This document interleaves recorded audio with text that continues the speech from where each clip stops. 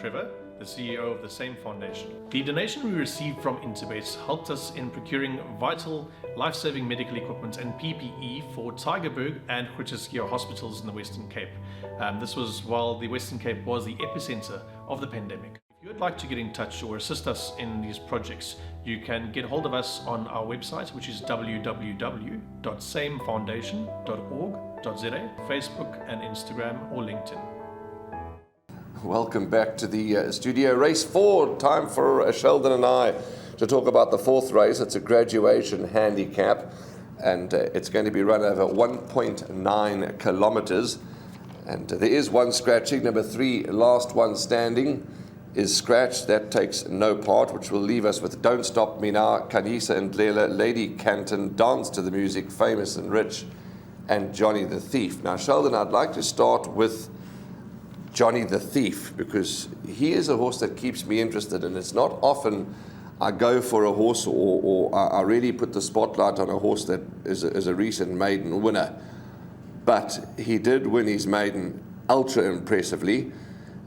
He does face stronger, we know that, but I believe he's got scope. The manner in which he won, I believe he's got scope. What also encourages me is that Richard Fourie is persistent with this horse. He's ridden Johnny the Thief for a second and for the maiden win. He rides it first time out the maidens. They've got a bit of an awkward draw, but it's a small field.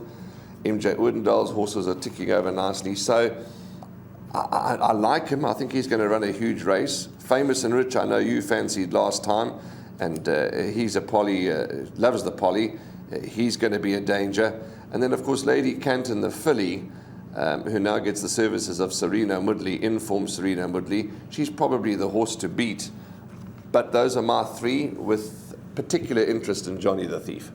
Yes, if you look at number 7, Johnny the Thief from the MJ Oudendal stable, they've hit their straps, they've found their winning form, and the Time Thief is the horse who they've taken their time with. They're still learning how to race him, and Richard Fourie rode a Perla last time out, just allowed him to move in at the right time. He took over with authority. Now it's going to be his acid test, because he is taking on a little bit stronger. I say his acid test, he's not taking on the strongest field in the world. Barring number 6, Famous and Rich, if he bounces back to his best. He's been very disappointing. I have followed him his last 2 runs. Penultimate run went 3rd to Warrior Bling, shortened from about 20-1 down 10-1. And then last time 7-1 down 9-2. So running in the money, showing the improvement. Dropped 1 point, so down to a 73. Back to 1900, so let's see how Famous and Rich goes. If it was a 1600 or a 1700, I'd be very confident. Let's see if the blinkers stay on. He was a 96, he's now 73. If he brings his A game, he wins. If he doesn't, then perhaps Johnny the Thief might go back to back. Yeah, it's an interesting race. It is an interesting race. So Famous and Rich, he is making us wait for his next win. Been 63 weeks, but he's there and thereabouts, and he's a horse that can never ever be ignored. Okay, from the 4th race, Famous and Rich, Johnny the Thief, Lady Canton. Anything else to add? I think if the winner, I'm happy to say from my side, if the winner comes out of those 3, well then I'm out.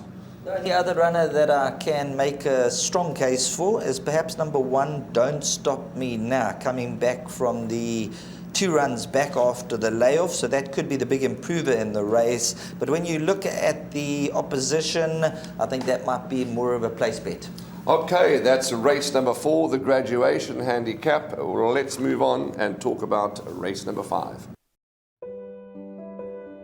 My name is Beston. I live in Cape Town. Also, I do delivery. Interbet helped me to realize my dreams. Now I have my own delivery vehicle, and I'm able to do the removal in and around Cape Town.